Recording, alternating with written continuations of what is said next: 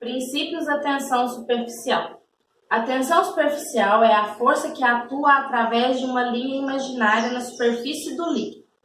Ela se origina porque as forças de atração entre as moléculas adjacentes do líquido são muito mais fortes que aquelas entre o líquido e o gás, resultando em diminuição da superfície líquida, gerando uma pressão dentro do alvéolo. É surfactante. Surfactante é uma mistura lipoproteica produzida pelos pneumócitos tipo 2. As proteínas e lipídios dessa mistura reduzem a tensão superficial na intérfase, presente no líquido da cavidade alveolar e o ar.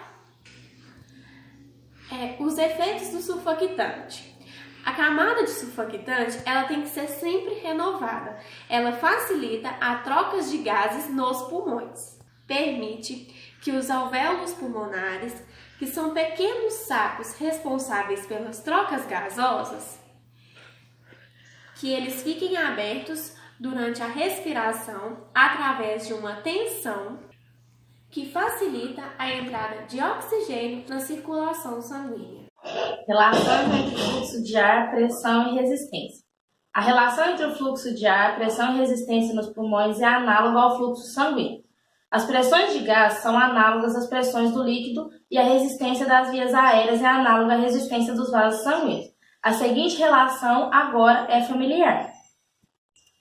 Na fórmula, Q é igual ao fluxo aéreo, ΔP é igual a gradiente de pressão e R igual a resistência. Em palavras, o fluxo aéreo é diretamente proporcional à diferença de pressão entre a boca ou nariz e os alvéolos é inversamente proporcional à resistência das vias aéreas.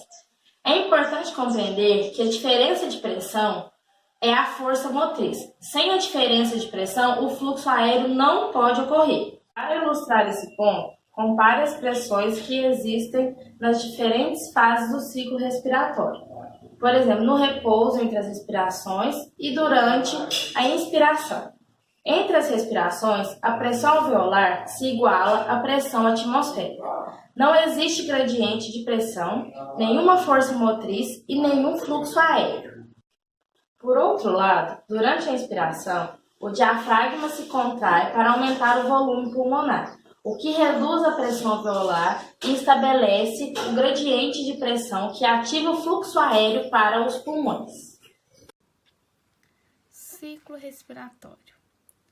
Ciclo respiratório é o conjunto de uma inspiração seguida de uma expiração.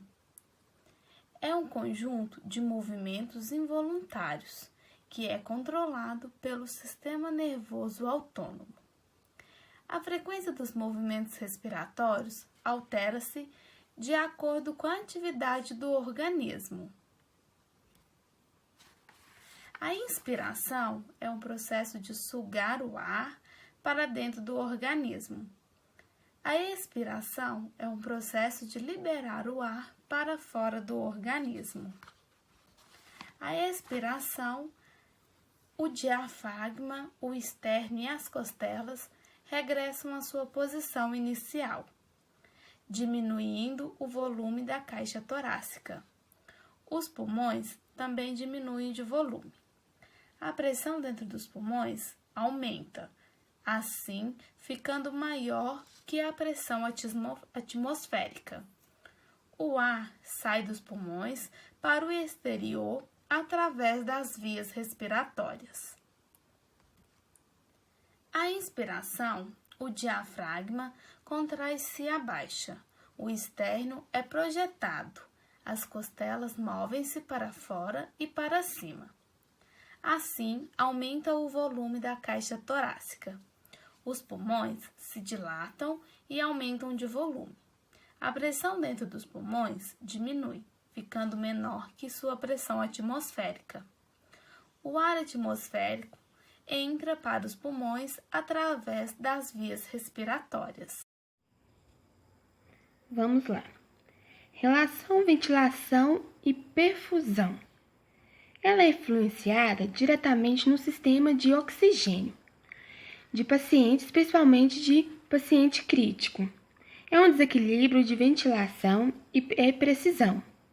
pode levar um paciente a uma hipoxemia, que o oxigênio é levado para os pulmões através do ciclo respiratório e através do mesmo, e é removido uma quantidade de CO2. Em condições normais, a ventilação é elevada, ela tem cerca de 4 a 6 litros por minuto.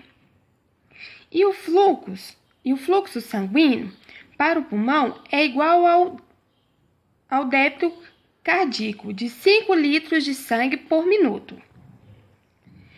Se fizermos uma conta rápida da relação perfusão, vamos pegar valores de 0,8 a 1,2 litros por minuto de relação e perfusão.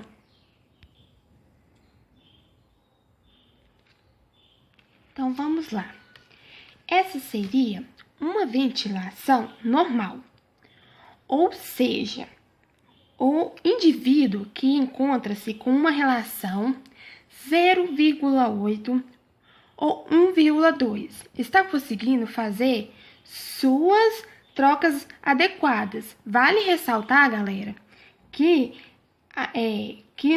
nos dois termos extremos dessa relação e perfusão, um dos extremos que a ventilação não é garantida.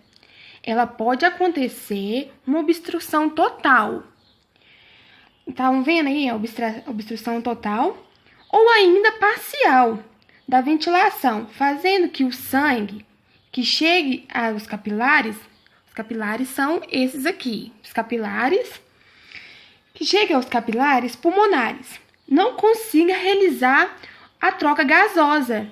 E isso geralmente é causado uma hipoxemia, assim como uma obstrução total ou parcial dos capilares pulmonares, em que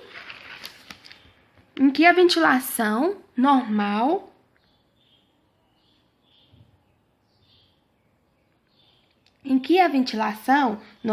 se ocorra também a troca gasosa. Essa condição também pode levar o nosso paciente crítico a uma hipoxemia.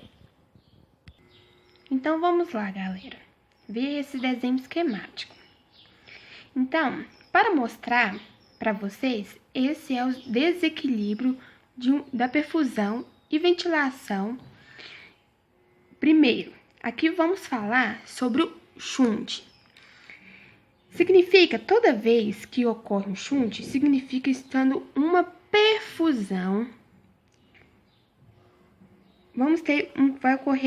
Significa que estou tendo uma perfusão. No entanto, a ventilação está prejudicada. A ventilação aqui em cima, tá vendo? Está prejudicada. Ou seja, em caso de uma obstrução, né, total, eu tenho uma ventilação alveolar a ventilação em torno de 0 e tendo uma perfusão em torno de 5 litros de sangue por minuto. Isso vai gerar uma relação ventilação e perfusão menor que 1. Portanto, pode levar uma hipoxemia. Tá vendo? Uma ventilação. Tá vendo? A ventilação é aqui. Que ela dá 0 e uma perfusão 5 litros de sangue por minuto. Caso essa perfusão seja menor que 1, ela pode tornar uma hipoxemia, galera. Então, galera, essa é a outra condição. Chama-se espaço morto. Ou seja, na mesma condição, garante uma ventilação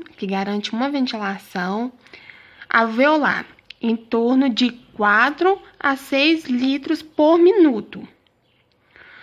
Sem, no entanto, garantir uma boa perfusão. Aqui estão representadas por uma obstrução total do capilar, que vai ser em torno de 0. Nessa condição, eu tenho também um espaço morto e, portanto, tenho a relação de ventilação e perfusão maior do que 1. E também vai levar o paciente crítico à hipoxemia. Bom, galera, esse é o meu vídeo de hoje. O meu tema é relação, ventilação e perfusão.